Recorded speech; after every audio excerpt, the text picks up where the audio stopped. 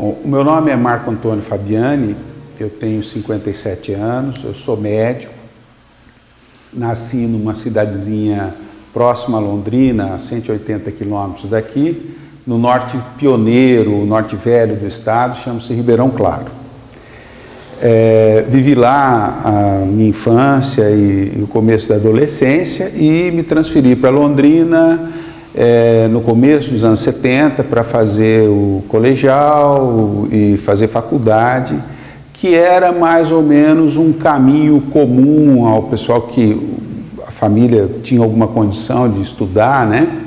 Os filhos, então ofereciam essa chance. Eu entrei, sou de uma descendente de uma família sou de uma família de descendentes de italianos, né?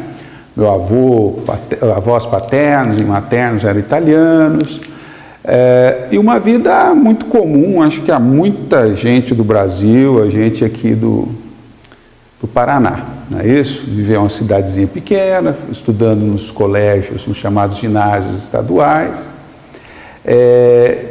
e de uma infância interessante, vamos dizer assim, extremamente diferente do que a gente vê hoje. Eu vim para cá com 15 anos, para Londrina, estudava no Colégio Vicente Rijo, que era então o maior colégio estadual, escola estadual aqui da cidade. Lá também estudei o chamado colegial, que nos preparava para o vestibular, e já nessa época, talvez pela ressonância ainda dos movimentos de 68, de algumas histórias de estudantes que você ouvia, eu me lembro que na minha casa o meu pai comentava que no governo Médici, que era o governo de então, ele via lá muito dos integralistas. Tinha o Alfredo Buzaide, que era, se não me engano, o ministro da Justiça, que pertenceu ao movimento integralista, que eram movimentos que tinham já uma conotação mais à direita, ou até de extrema direita, que faziam parte disso daí. Meu pai era uma pessoa, ele era contador, né? Eles eram, com os irmãos, tinha uma pequena empresa de guaraná, de bebidas assim, e ele era uma pessoa que lia muito, era uma pessoa relativamente bem informada, e não que ele tivesse posições progressistas, mas a política fazia parte do cotidiano, da conversa da família, né? E eu, nessa época, já me interessava por política, por entender o que se passava, tinha uma curiosidade. Tive alguns amigos de adolescência que também estavam estudando em São Paulo e a gente se encontrava em férias e ali já se falava, alguns estavam estudando a área de humanidades, comentava sobre o que se passava em São Paulo, porque na época, isso é interessante se dizer, tudo era muito fechado, você não tinha muita informação através da imprensa, da televisão, né? Então nessa época eu já lia alguns autores, porque eu tinha esse hábito de ler, um hábito que eu gostava, cultivava esse tipo de hábito, uma coisa meio espontânea, não tinha muita explicação para isso.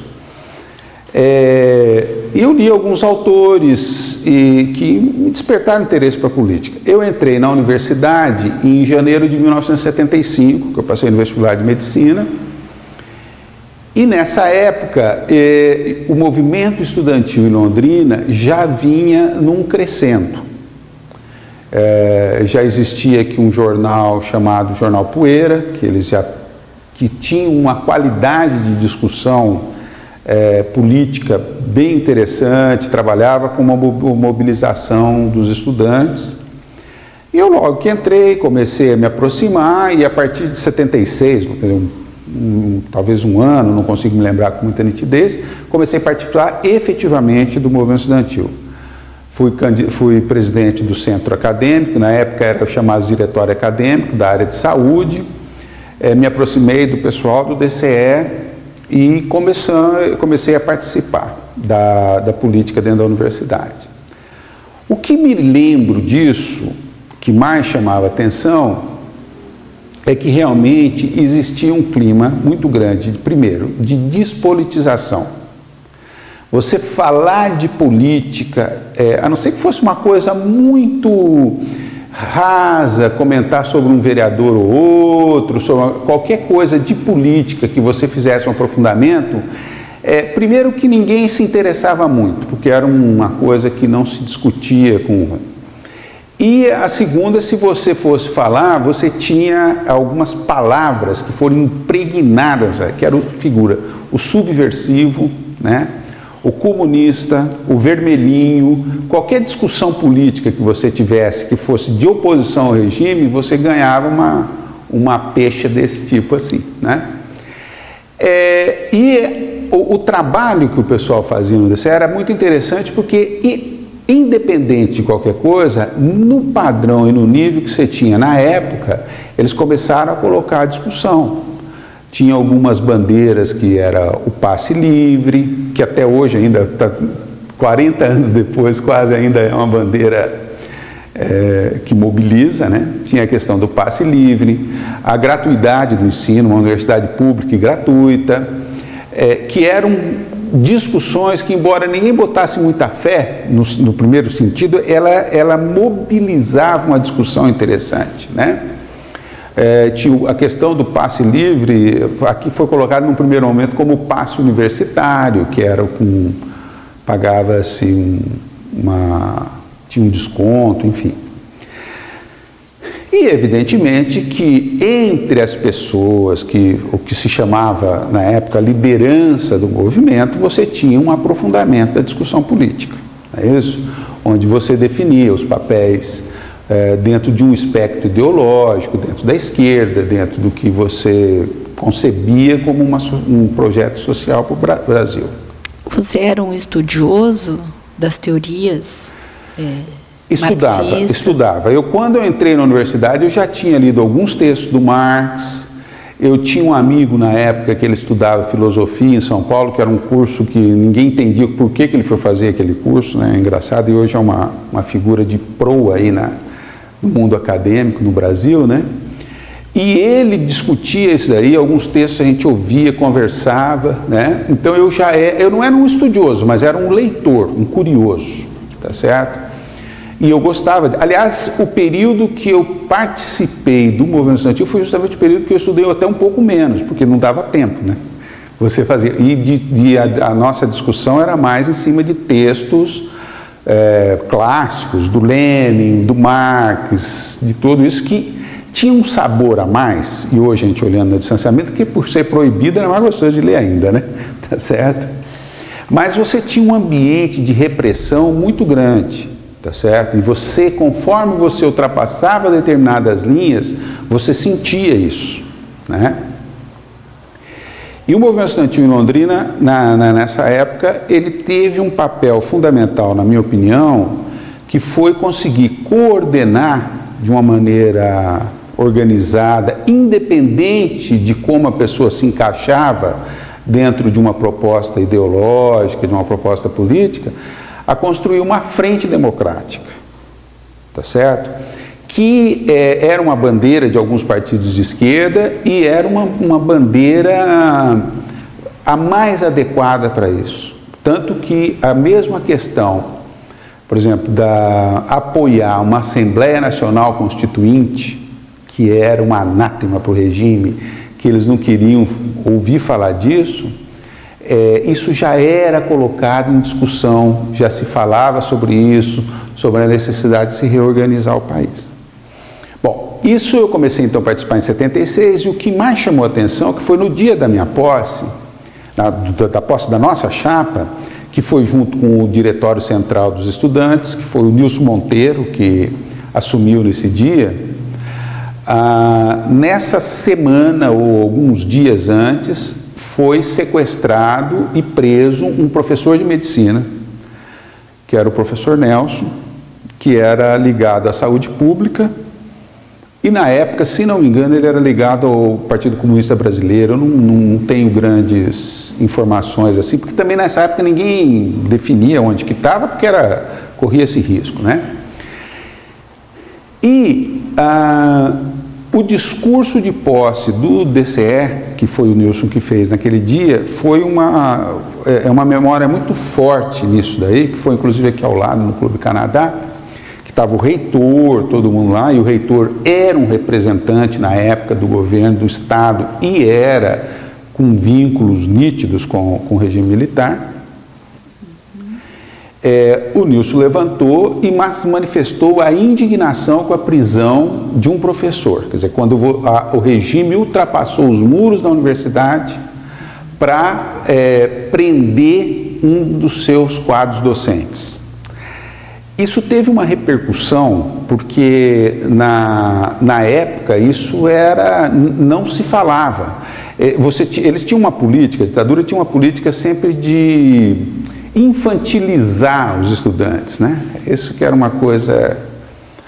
O estudante está para estudar, você vai cuidar disso, essas coisas, isso é coisa de gente ruim, isso é coisa... Política é coisa...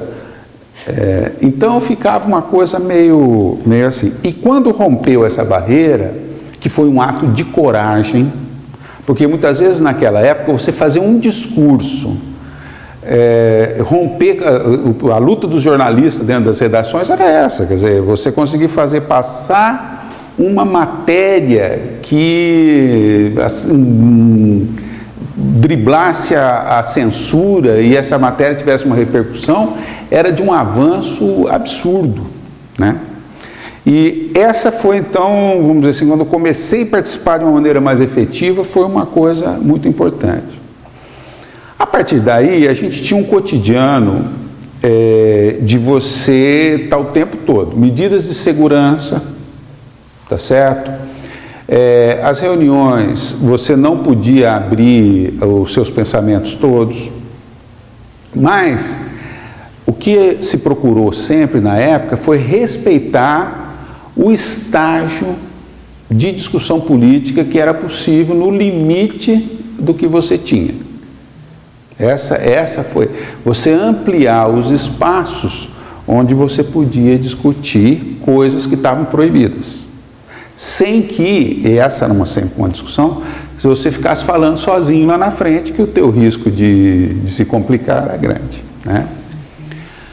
Nessa época, existia um movimento dentro da medicina, que era um pessoal ligado à saúde pública, que fazia uma reunião, chamava-se, era SESAC, Semana de Saúde Comunitária, tá?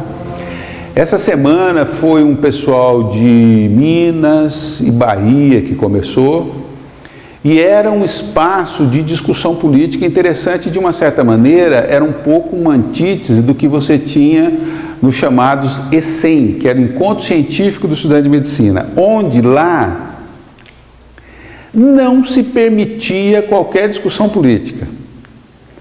A discussão que se tinha era o seguinte, eu me lembro muito bem, isso aqui é o ECEM e não o EPEM, que é o Encontro Político de Estudantes de Medicina. Isso aqui não é o EPEM. E era uma discussão que você tinha, porque tinha que fazer avançar isso, porque não adiantava naquele momento, você tinha que aproveitar todos os espaços que tinham para colocar a política.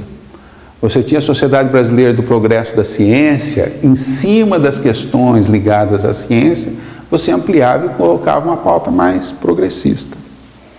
Na medicina, tentava-se fazer isso, e esse encontro de saúde comunitária, que nós fizemos na época, fazia grupo de estudos, nós publicamos uma época uma revista chamada Sanitas Populi, era um nome pomposo, mas era uma discussão em cima das questões de saúde pública, porque nós tínhamos assim na época, hoje mudou, mas na época nós tínhamos, por exemplo, índices de desnutrição eram absurdos no Brasil, né? No hospital universitário nós tínhamos um lugarzinho que chamava-se Sala de Hidratação, que hoje não existe mais isso, porque eram aquelas crianças desnutridas que chegavam nessa época do verão, aqui no norte do Paraná, que tinham síndromes diarreicas gravíssimas, pela desnutrição elas ainda chegavam em quadros extremamente graves por doenças banais, que eram doenças da pobreza. Isso mudou, esse perfil no Brasil mudou por uma série de circunstâncias históricas aí. Isso já não tem essa dimensão trágica, a não ser em lugares mais remotos e tal, mas nos centros maiores não é esse o problema que pega mais. E essa discussão que a gente tentava o tempo todo levar, porque era uma discussão que discutia política e que fazia avançar o que você tinha ali na época. E o contraponto com um certo conservadorismo que existia dentro da universidade é que o pessoal se prendia às questões técnicas, enfim, esse tipo de coisa. Mas era o debate da época.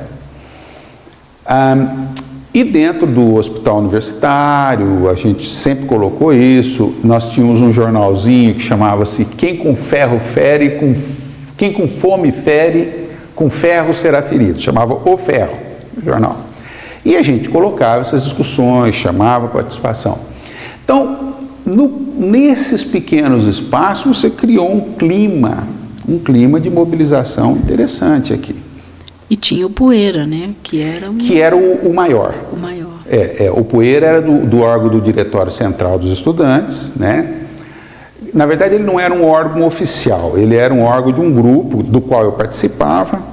E ele foi um jornal que é interessante, que na época você tinha chamado imprensa nanica, ou imprensa alternativa, e muita gente queria assinar o Poeira achando que era um jornal... porque na verdade você tinha excelentes jornalistas que tinham entrado com 15, 16 anos na redação de jornais e estavam na universidade e faziam com uma qualidade, não só a qualidade da discussão, mas uma qualidade editorial também, que a gente participava.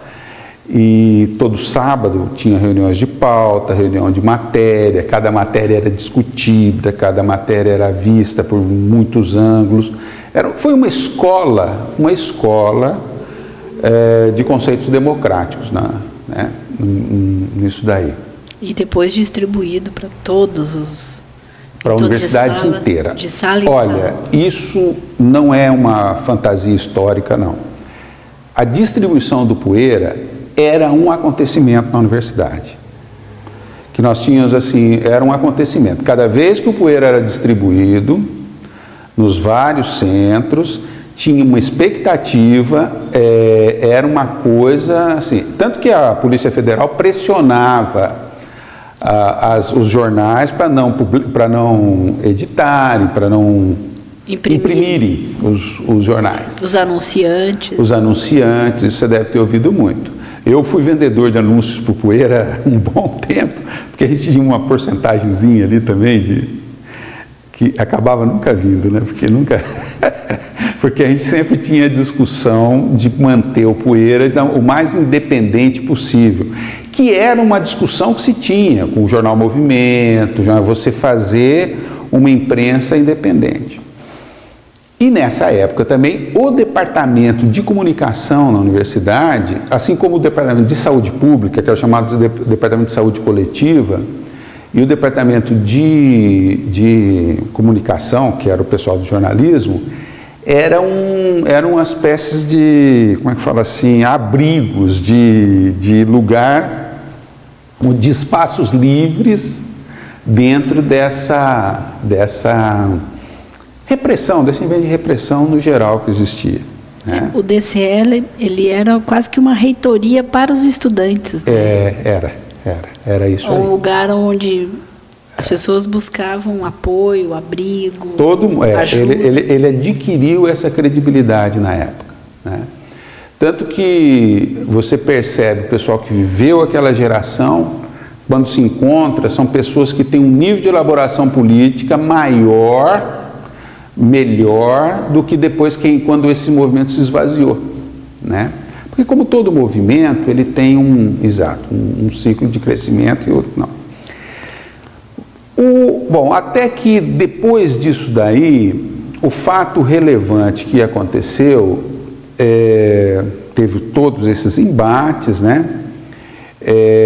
E evidentemente, porque como é que eles faziam isso? Era obrigatória a contribuição para os diretórios.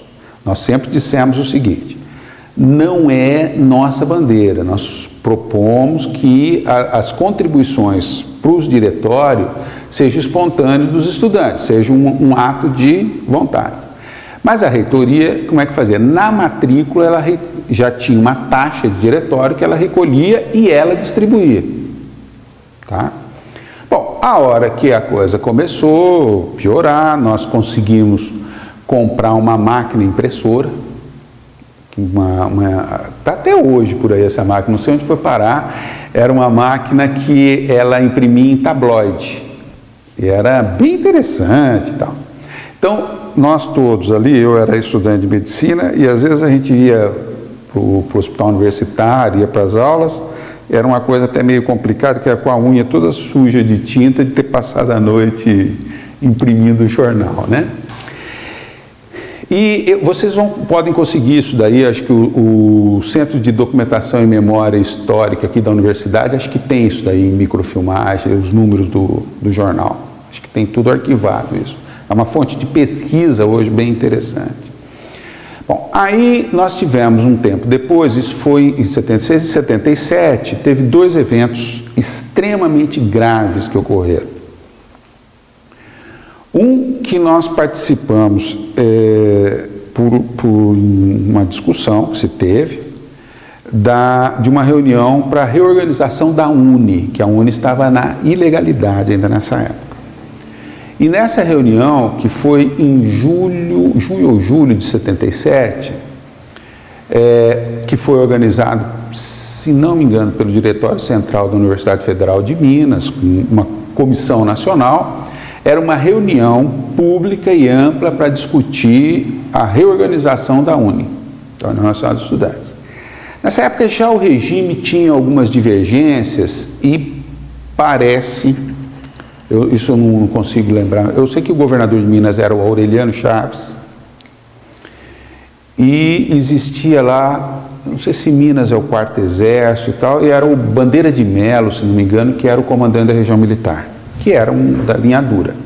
E havia uma divergência, tanto que o Aureliano falou, não, olha, nós não vamos reprimir, nós não concordamos com reunião, papapá. Até saiu um depoimento dele na televisão sobre isso e tal. Mas o Exército, acho que uma disputa meio paralela lá entre eles, baixou a repressão. Tá? Então nós saímos aqui em 3 colegas que foram, era eu, Marcelo Oikawa e a Márcia Fujisawa, se não me engano, é isso mesmo, é a Márcia Fujisawa, que nós fomos tirados em assembleia para representar. E havia o risco dessa prisão e tal, mas nós sabíamos que era um risco que tinha que se correr. Quando nós chegamos em Betim, a Grande Belo Horizonte, foi uma das coisas assim, tinha acho que, devia ter não sei quantos destacamentos de exército lá, com metralhadora, uma coisa assim, prendendo os estudantes. Bom, eles entraram no nosso ônibus, sabiam onde que a gente estava, sabiam quem a gente era, quando a gente saiu daqui já estava tudo definido já, provavelmente, pelos órgãos de segurança, né? Aí nós fomos presos, colocados num ônibus e levado para a delegacia da Polícia Federal de Belo Horizonte. Ficamos lá 24 horas, foi uma coisa assim, não chegou a ter nenhum ato de violência contra quem foi preso, mas na universidade eles cercaram a universidade, né? Estouraram bomba, prenderam os estudantes os estudantes ocuparam o DCF, tentaram invadir. E foi uma coisa até muito interessante na época, que o reitor da universidade foi lá e deu cobertura para os estudantes. E garantiu, assim, saiu ele com os estudantes juntos para garantir a segurança dos estudantes, indignado com aquele gesto que houve da invasão do diretório. Eu acho que vale a pena lembrar nisso, que nós estávamos em 77 e desde 74, aí já era governo Geisel, desde 74, quando o regime tinha perdido as eleições de forma vergonhosa pelo antigo MDB, que ele já tinha perdido a força já não havia dentro do próprio regime esse bloco monolítico capaz de exercer uma repressão indiscriminada, né? Então abriu-se alguns espaços onde se falava sobre distensão lenta, gradual e segura. Foi um período mais ou menos assim, que eles acho que não tinham tanto consenso para exercer. Por isso, a repressão não foi uma coisa, foi assim, teve uma violência do ato em si, né? Mas ninguém morreu, não houve nenhuma coisa, como estava havendo em São Paulo na época, com o coronel Erasmo Dias, que tinha invadido a USP, tinha ferido gravemente um estudante. Você ainda tinha alguns lugares que isso não era de uma maneira tão... a violência física, né? Agora, contra os partidos de esquerda, evidentemente que não tinha moleza, passava na bala mesmo e não tinha conversa. Teve aquele episódio da Lapa, que toda a direção do Partido Comunista do Brasil foi chacinada lá dentro de uma reunião. Então. Bom, e quando nós estávamos lá, aqui estava sendo organizado uma palestra sobre a Assembleia Nacional Constituinte. Eu acho que esse depoimento você deve ter ouvido de várias pessoas aí, que foi convidado então o ex-presidente do Supremo Tribunal Federal, que era o Aliomar Baleiro. Aliomar Baleiro era um homem que tinha pertencido à banda de música da UDN, era um liberal conservador, vamos dizer assim, mas um homem muito convicto das suas concepções democráticas, do Estado de Direito, aqueles conceitos clássicos da democracia liberal. E ele veio para fazer uma palestra e foi cercado e impediram-no dele ir até o local da palestra. Certo? Esse foi um fato assim bruto que deu, a imprensa nacional noticiou isso durante vários dias, né? Quer dizer, uma figura que era um aliado do regime, digamos assim, longe de ser uma personalidade de esquerda, mas foi impedido, e ele teve um gesto de muita coragem, porque ele estava no hotel. Estava o Dalmo Dallari e um jornalista que eu não me lembro quem era agora, que iam fazer a palestra sobre a Constituinte. E foi um enviado do governador Ney Braga, que era o governador da época, que pediu para eles ficarem no hotel, porque ele não conseguiria dar conta do que poderia acontecer com aquilo ali. E a esposa do Aliomar Baleiro, e ele, evidentemente, que ele já estava muito doente na época, ele tinha uns problemas de saúde, falou: olha, nós não saímos de São Paulo, do Rio, onde eles moravam, para vir até Londrina para ficar dentro de um quarto de hotel. Nós vamos até lá e lá vocês nos impedem. E ela, o Aliomar, o doutor Aliomar, a esposa, o Dalmo Dallari e esse jornalista vieram até o local e configuraram essa proibição. Tá certo? Isso daí foi um fato. Mas esses fatos foram fatos de uma resistência democrática à ditadura exemplar, na minha opinião. Né? Porque você conseguiu mobilizar a sociedade, desmascarar o absurdo que é um regime autoritário desse tipo, né? Através de exemplos assim, não é isso? Então e a partir daí o movimento cresceu. Dessa época também, em 77, teve uma grande passeata em São Paulo que abriu a conjuntura nessa época. Eu não me lembro agora a sequência dos fatos, se isso foi antes ou foi depois, que teve uma mobilização enorme.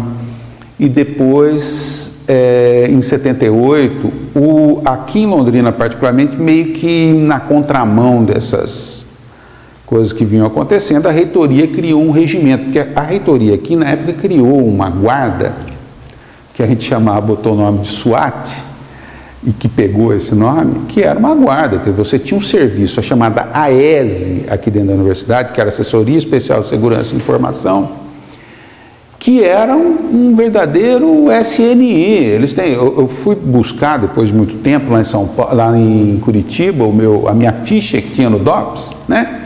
Gente, além de ser ridículo, como todo Araponga é ridículo, eles têm assim, você via que eles mapeavam cada coisa e controlavam, tinham isso daí, era uma coisa assim, completamente paranoica mesmo, né? E aí a universidade tentou passar um regimento, que era um regimento extremamente cerceador, era um regimento interno que, olha, parecia regimento de campo de concentração. Eu não vou lembrar agora os detalhes disso, mas era uma coisa absurda. E nós conseguimos mobilizar a universidade e teve uma greve de uma semana total da universidade. Isso também foi mais uma brecha, assim, porque a greve estudantil também era algo inaceitável, inadmissível para o regime. Não é isso? E esse regimento teve manifestação, com passeata, com várias manifestações no centro da cidade, inclusive lá na Concha Acústica. Foi talvez uma das primeiras vezes assim que isso extrapolou, embora essa briga dentro da universidade, essa luta por avançar democraticamente a universidade, sempre repercutiu na cidade. Você tinha ressonâncias, né? Mas essa foi uma vez que foi uma ressonância pública, de você ir ocupar a Concha Acústica, que é um espaço simbólico aqui de Londrina. De sair do campus, de sair do campus, tá certo? E com repercussão muito grande. E foi a partir daí e que teve depois, talvez, o ato de maior violência, que foi o fechamento do DCE. O confisco da máquina. Da máquina. Isso foi de uma brutalidade, um gesto, na minha opinião, até um pouco de desespero, já de um outro reitor que tinha entrado, né?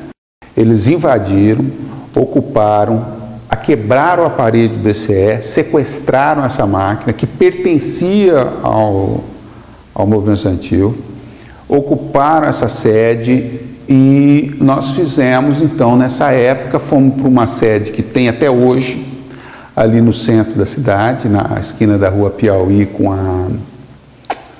a Hugo Cabral, uma sedezinha de madeira que era o Centro Acadêmico da Medicina, e a gente ocupou aquilo lá.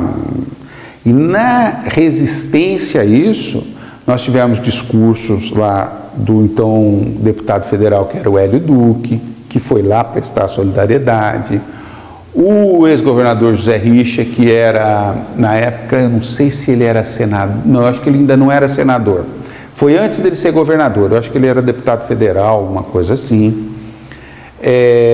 Nós conseguimos levar lá para manifestar contra esse tipo de coisa. E esse fechamento, com uma série de acusações forjadas, foi uma coisa terrível, né? Mas isso causou danos no movimento, né, nessa época, porque as lideranças já estavam se formando, você talvez não teve continuidade, não conseguiu conduzir isso porque a pressão foi muito grande. E nessa época, como que fosse assim um jogo meio que de espelhos, né? Caiu a censura. Foi em 78, se não me engano, que caiu a censura prévia, e aí se começou, né, uma discussão mais aberta sobre a redemocratização do país, né, que veio desembocar no movimento das diretas, que foi já aí uma fase já mais, vamos dizer assim, de respiro. Né? Antes a anistia, né? Da anistia, 78 também, se não me engano, sim, né? Anistia ampla, geral e restrita, aqui era uma luta. Então, eu acho que a experiência histórica da ditadura, ela foi uma experiência, não, isso não é novidade, muito dolorida, mas eu acho que tinha duas coisas assim, isso é um depoimento pessoal, tá certo? Que não é analítico, né? Acho que tinha duas coisas. Primeiro, as ditaduras, elas trazem um certo tédio, uma falta de perspectivas na vida das pessoas, né? Tudo que você ia fazer era meio proibido, você não tinha muito estímulo para as discussões, criava-se grupos, tinha que ser sempre grupos fechados, né? Mas no nosso movimento aqui, eu acho que a gente conseguia fazer algumas coisas que tinham um componente de alegria, sabe? Era uma coisa interessante, que você conseguia, é um movimento de jovens, de gente que estava... Como eu acho que os estudantes na época, como sempre, né, eles não estão com um vínculo com o sistema de produção, não têm as responsabilidades disso, permite que você seja mais solto, né? Então você tinha reuniões, tinha ironias contra a ditadura, que era uma coisa muito divertida e muito interessante. A criatividade, né? A criatividade, você tinha que tirar, sabe-se lá de onde, né? E foi um período, então, de discussões muito ricas, sabe? Muito ricas. Porque as ditaduras, elas não têm... elas têm o seu ápice também, que é quando elas conseguem controlar de forma...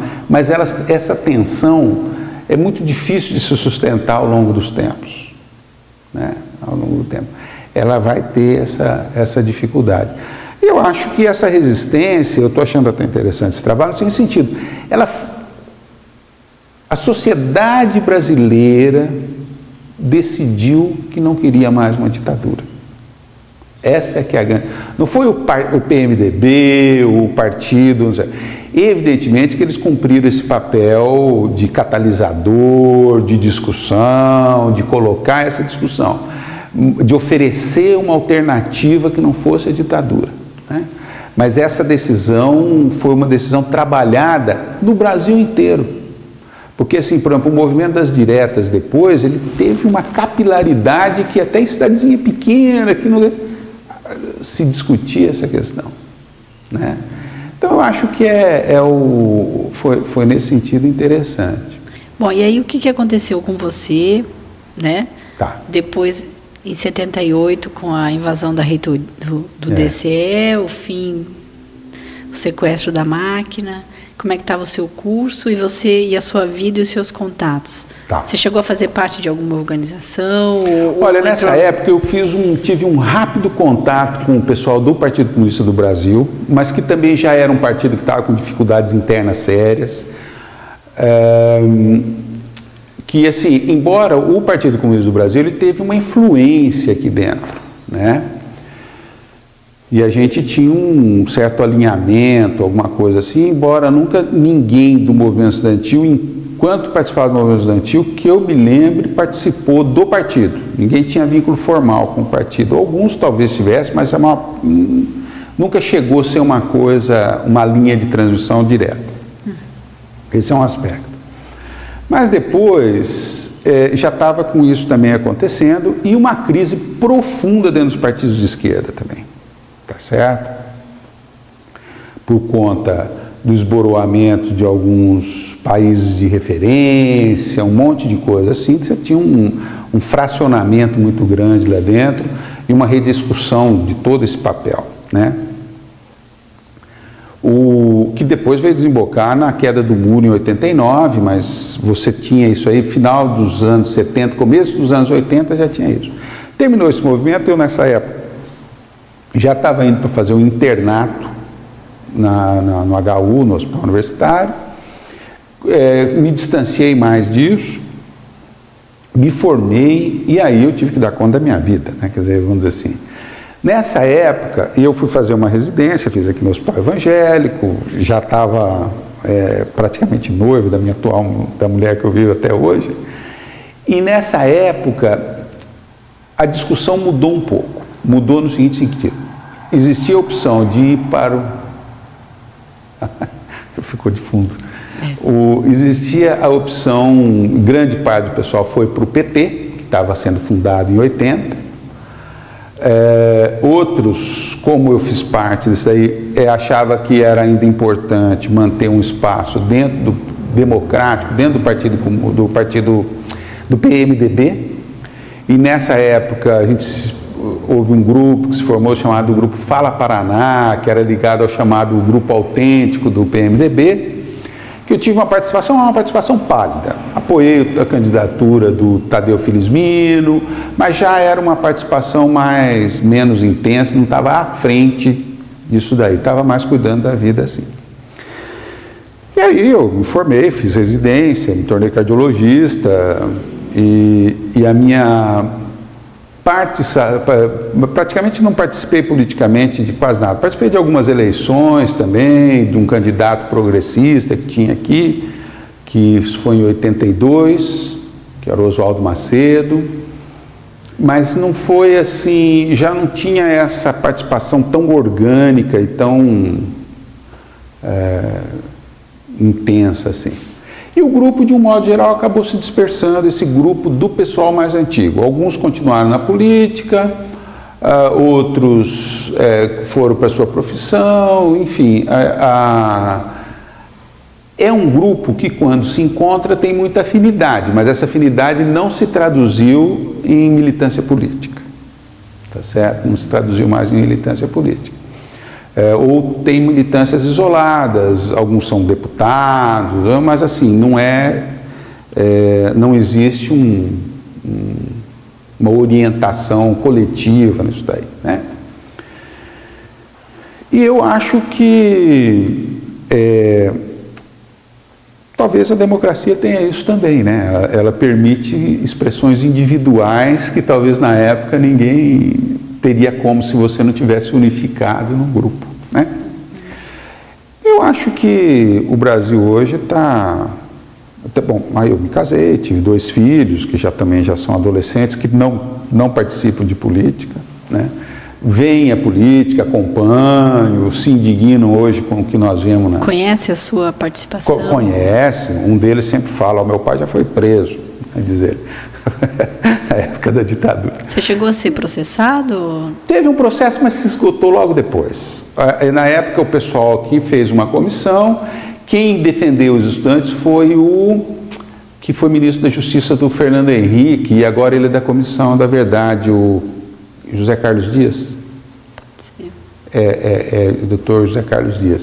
E ele que assumiu a defesa do pessoal. Mas aquilo acabou se extinguindo, veio a anistia, isso virou letra morta, que logo depois veio a anistia geral e isso daí não teve.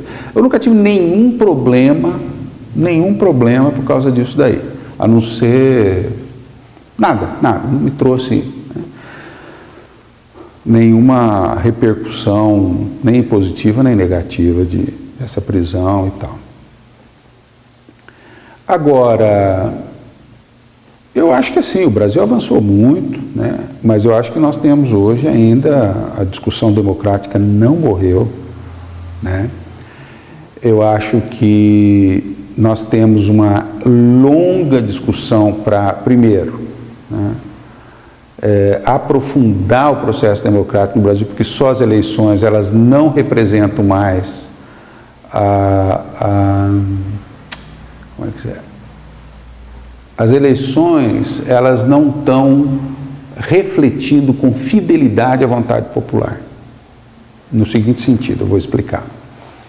Eu acho assim, qualquer um pode se candidatar, qualquer um pode dizer o que pensa, você não tem mais crime de opinião. Você avançou muito nisso. Hoje você pode fazer a proposta que for, que isso não lhe repercute do ponto de vista de cerceamento da tua liberdade. Mas você ainda tem muita corrupção eleitoral com compra de voto, tá certo?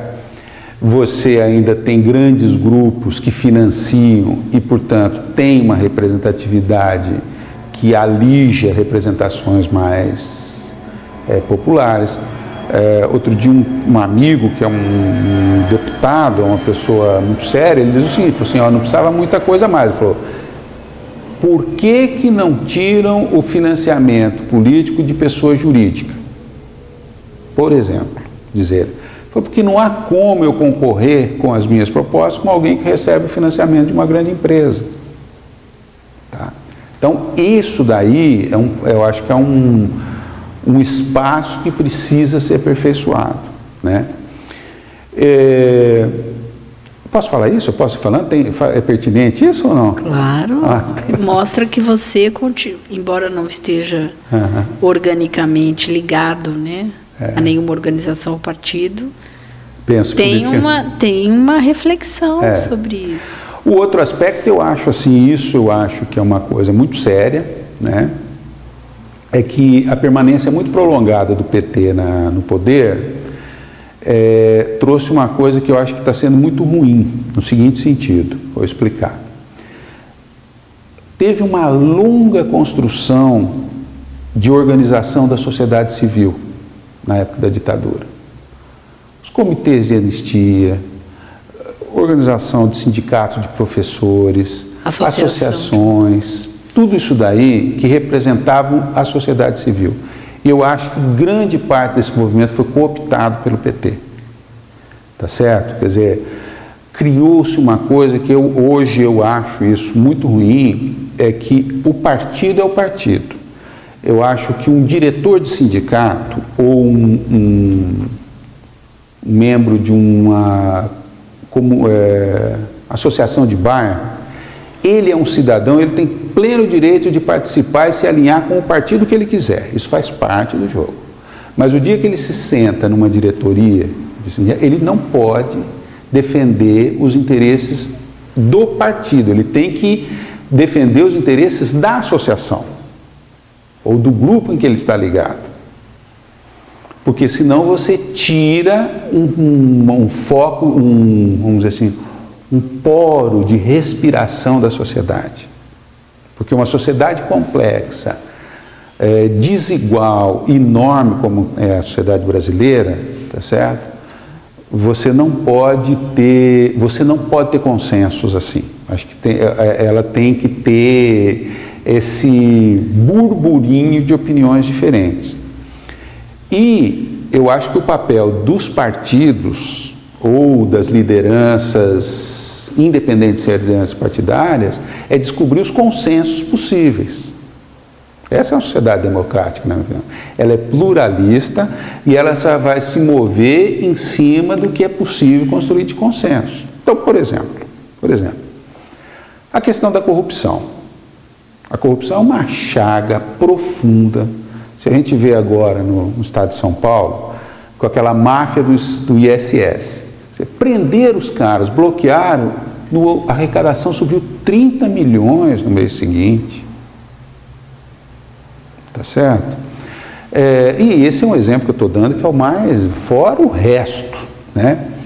Então, eu acho que isso tem que criar um consenso dentro da sociedade de não permitir isso, mas fazer com que o judiciário seja mais ágil, você criar mecanismos de impedimento, você fazer isso. Está acontecendo? Tá, mas eu acho que está lento, isso ainda é um longo caminho a ser percorrido. Tá certo? Mas é que a nossa democracia é muito nova ainda. Exatamente. Então, esse amadurecimento democrático do cidadão, de participar, de fiscalizar, de votar, isso é uma construção, né? É uma construção, eu concordo, mas por isso eu estou dizendo, né? Ela é uma construção, mas eu acho que tem que avançar mais nisso daí. A construção dela ainda está tendo muita contramarcha, tá certo? Um outro aspecto, por exemplo, não se pode mais aceitar no Brasil a educação que nós temos, gente. É isso, quer dizer, não é possível que você... Tudo bem, acho que agora teve esses avanços, praticamente todas as crianças estão na sala de aula e tal. Mas se nós quisermos construir um país com um nível razoável de qualificação, porque qual é o caminho onde você democratiza e você cria oportunidades iguais para todo mundo? A escola. Eu falo isso pela minha experiência. Eu estudava sempre estudei escola pública, né? No grupo escolar Correia de Freitas, em Ribeirão Claro, sentava eu aqui, o filho do fazendeiro, não sei aonde ali, e aqui o filho do operário que trabalhava na usina Chavantes. Você saía dali, você brincava, ou você não brincava, ou enfim, quer dizer, a professora que estava ali ensinando, você ia jogar bola, você ia fazer esse tipo de coisa. E criar essas oportunidades. Então, por exemplo, acho que tem alguns consensos que nós vamos ter que buscar, que tem que ser consenso em cima de mobilização da sociedade, com essa capilaridade que você tem que ter. Tá certo? Mas é de um movimento de mobilização e de criação dessa consciência coletiva que começou lá, né? Então é por aí. Alguma coisa no meio desse caminho aí desandou. Desandou porque a gente está com as mesmas pautas, com as mesmas necessidades, com as mesmas demandas. Perfeito. É isso aí. Acho que tem coisas. Qual é a sua sensação quando você se dá conta disso? Olha, é uma sensação assim, é um pouco de desânimo. Você fala, meu Deus do céu, né? Porque eu tenho amigos que fizeram movimento estudantil em outras cidades que a gente se encontrava, que hoje são homens ricos em cima da corrupção, com um discurso de esquerda. Quer dizer, e se enriqueceram porque se aproximaram de setores do poder, porque também ninguém se rouba se ele não tem. Como é que o sujeito vai roubar se ele não tem acesso a essas verbas, se não tem acesso às dos grandes negócios, né? Vamos dizer assim. Eu não estou sendo romântico no seguinte, embora ser romântico eu acho que não tem nada de errado, eu não estou sendo romântico no seguinte sentido. Mesmo em democracias muito maduras, se você for pegar, vamos dizer assim, a Inglaterra, que é um país que tem uma tradição parlamentar secular, tá certo? Você vai ter problemas lá com corrupção. A Alemanha, que são instituições extremamente fortes, tiveram problema na Copa do Mundo na Alemanha, deu cadeia para um monte de gente, porque teve, né? Então você não extingue a corrupção. Nem no governo de esquerda, nem de direita, nem democrático, não, nem então, ditador. Isso eu queria falar. Eu acho o seguinte, a questão da esquerda e da direita, do capital, do capitalismo e do socialismo, ela é uma discussão de fundo que você vai ter que levar, porque existem limites onde você vai chegar em alguma coisa. Mas independente da esquerda ou da direita, você tem espaços para aprofundar, e eu acho que, por exemplo, a extinção da miséria, você não precisa ser um país socialista para fazer isso. Né? Você não precisa ser um regime de esquerda, tá certo? Para você ter uma sociedade mobilizada. Quer dizer, eu acho que a questão é o seguinte, a questão é como você vai criar mecanismos democráticos que haja um controle social dos governos. Sabe o que está acontecendo comigo hoje? Eu estou contra qualquer governo. E não é uma máxima anarquista, não. Eu acho que o meu papel é xingar governo. Então, vamos dizer assim, é que você é um profissional liberal. Você não é concursado? Não. Eu vivo do meu trabalho no consultório, atendendo a Unimed, eu tenho umas brigas lá da coisa, mas eu não sou uma pessoa que tem... Total independência. Tem assim, eu não tenho nenhuma seguridade social. Eu brinco assim, eu sou diarista, né? Eu vou de manhã, se tiver consulta eu ganho, se não tiver eu não ganho, então não tem conversa, mas isso me dá muita mobilidade, isso é verdade, porque assim, eu não tenho que prestar, e eu não participaria hoje de partido, não participaria não, eu estou inscrito, eu estou participando do PPS, mas assim, até um colega pediu, eu dei meu nome, mas eu não participo de reunião, estou lá com o meu nome, lá até, nem sei se foi uma boa coisa. Você está filiado? Filiado, Mas por quê? É uma vontade de estar ligado a alguma coisa ou foi só um pedido? Foi um pedido, ele falou, nós estamos precisando de gente para compor aqui a diretoria e tal, você entra, e eu acabei numa coisa meio assim, dificuldade de dizer não, também acabei entrando. Embora eu tenha simpatia pelo Freire, eu acho que seja uma pessoa assim, mas não acho que tem. Mas eu não quero participar de nenhum partido, porque você participar da política, você tem as negociações políticas legítimas, que eu não estou falando que são negociações... Negociatas. São negociações políticas legítimas. Você vai ter que fazer as suas alianças, você vai ter que fazer as suas... E as alianças você faz com quem você diverge, porque senão seria do mesmo partido. Não é isso? E isso não me... Eu tenho que defender. Por exemplo, eu vou te fazer um exemplo assim. O Lula é um homem pragmático. Ele precisava de ganhar a eleição em São Paulo. Ele não teve a menor dúvida de ir lá apertar a mão do Maluf. Tá? Eu não quero fazer isso. E não quero apoiar um líder político meu que faça isso. Eu não quero. Quer dizer, você fala, mas você está querendo o quê? Ser puro, querendo ser isso? Pode ser que sim, eu não sei. Mas eu acho isso não justifica. E acho que tem um problema nos partidos de esquerda, que eles têm uma trajetória meio clássica aí, sociologicamente falando, né? Eles começam com partidos com alianças aos movimentos sociais, legítimos.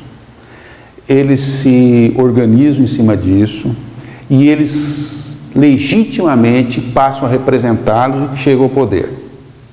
Ao chegar ao poder, eles, na grande maioria das vezes, aliás, quase todos, se transformam em partidos parlamentares e vão lentamente perdendo esse vínculo. E, no passo seguinte, vira um partido eleitoreiro como qualquer outro, onde o nome e a tradição viram um simulacro daquilo que eles fizeram. Tá? Isso não é o PT. Eu acho que isso, se você for pegar, você tem exemplos e exemplos, né? Também não tem uma solução para como você evita isso, porque é uma coisa meio complicada, porque a sociedade desmobiliza. Como é que você vai chegar, por exemplo, a alguém que faz parte do... Bom, vamos dizer assim, movimento pela moradia, movimento sem teto. Bom, o dia que metade dos sem tetos tem casas, esse movimento, ele vai ser um movimento que vai perder, porque aquele que conseguiu a casa, ele vai, né? Ou seja, quando vira classe média, vai ser um outro nível de discussão. Não, e ele vai entrar em outro movimento. Em outro movimento, exatamente. Mas Marco, vamos retomar então para a gente encerrar. Tá. Fazer uma... eu queria saber como é que você vai resistir a esse desânimo, se você ainda é um resistente. Olha, é o seguinte, eu tenho umas coisas para mim que, tá, vamos dizer assim, eu procuro fazer dentro de onde eu trabalho, na minha relação com as pessoas e com o trabalho, procuro fazer uma demonstração prática de como você faz as coisas. Então, por exemplo, eu sou contra a corrupção. A corrupção, ela existe. A grande corrupção, existe a corrupção do cotidiano. Tá certo? Alguém que, na minha profissão, tem atitudes que não são de benefício, claro, do paciente, enfim, coisas desse tipo. Eu procuro sempre fazer isso e sempre me aliar às pessoas que estão fazendo isso daí. Tá? Procuro sempre que tem uma eleição, procurar votar em alguém que eu acredite, ou menos pior, não é isso? E divulgo isso. Procuro trabalhar, fazer isso. Então, nas minhas entidades de classe, faço isso.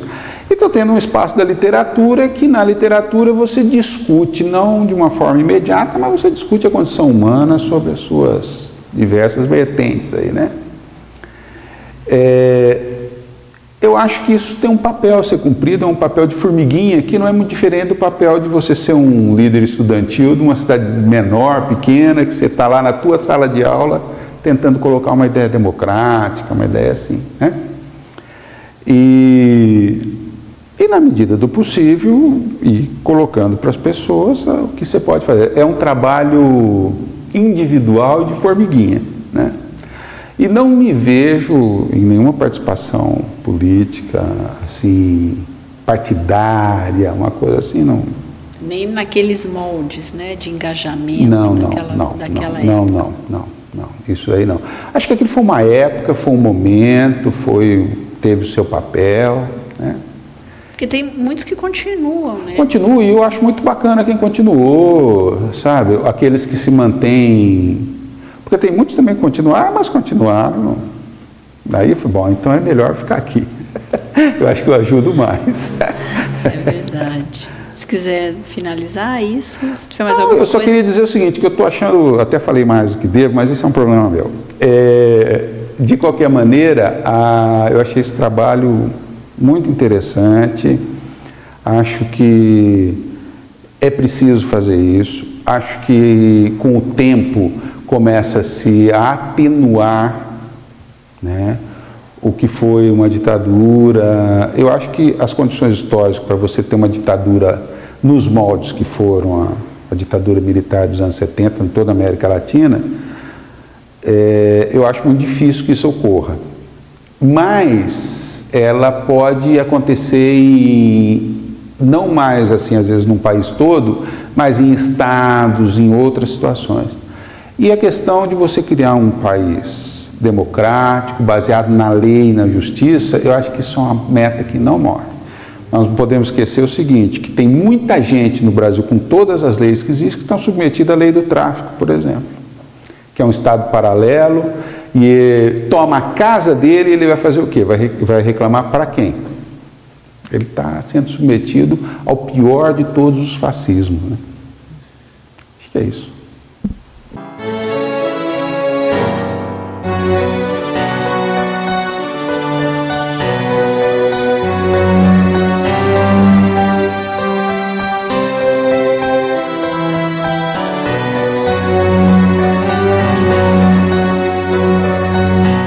Ouça bem esta canção, ela fala pra você. Ela fala de um tempo que ninguém pode esquecer, de um tempo em que alguns homens impuseram a tirania, muitos outros responderam com a sua rebeldia. Os tiranos implantaram longa noite de terror, tentaram calar a todos, provocando muita dor. Censuraram a cultura e toda a cidadania, calaram toda a voz, promovendo a vilania.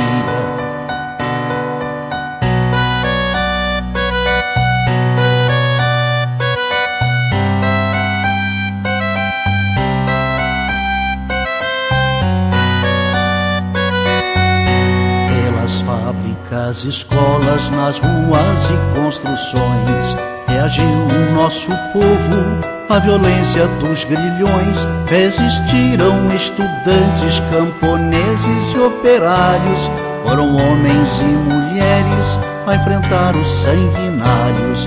Três Reis, Zé e Désio, Seixas, Isis, Marighella entregaram suas vidas pra vida ficar mais bela. Muitos outros foram mortos por lutar contra a opressão, ou desaparecidos, ou no exílio ou na prisão.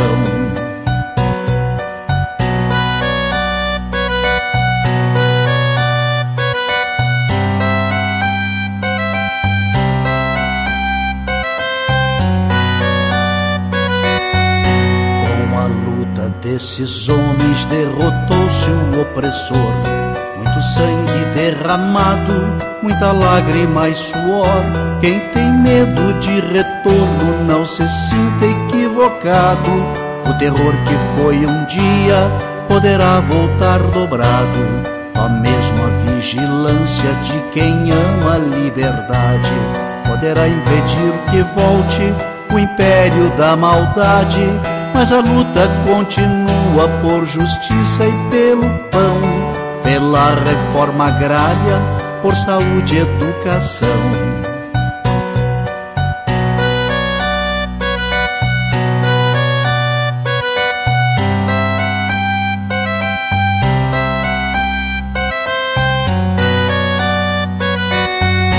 A miséria ainda se espalha, a violência é assassina, juventude sem futuro, a história nos ensina. Só unido nosso povo vencerá a exclusão. Um homem tendo por outro sentimento de união. O recado já está dado pro vizinho e seu irmão. Quando a luta cai, o outro estende a mão. Não se cale quem tem fome, quem tem sede de ternura. pois a vida favorece a quem luta com bravura.